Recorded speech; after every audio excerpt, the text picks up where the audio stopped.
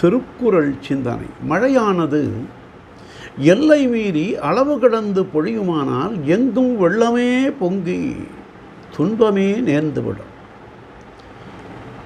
மழை பெய்யாமலே நெடுங்காலம் நீண்டு நின்றால் உலகில் எப்பயிரும் விளைச்சலின்றி உயிர்கள் யாவும் மாண்டு மடிந்து போகும். அவ்வாறே அழிகேடுகள் செய்த மழை பின்பு உரிய பருவத்தில் பெய்து உலகத்தை நலமாக்கி வளமாக்கவும் செய்யும். ஆகவே மழை ஆக்கவும் வல்லது, அழிக்கவும் வல்லது.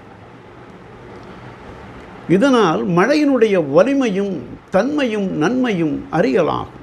மழைக்கும் நல்லோர்க்கும் உள்ள தூய தொடர்பை நல்லார் ஒருவர் உளரேல் அவர் பொருட்டு எல்லார்க்கும் பெய்யும் மழை என்றார் மூதுரையில் ஔவையார்.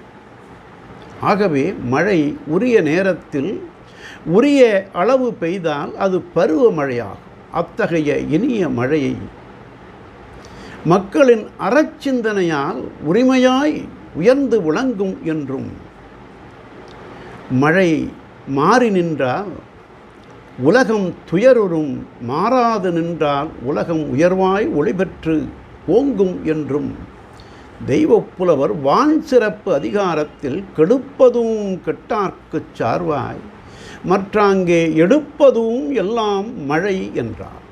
நாளையும் சிந்தி.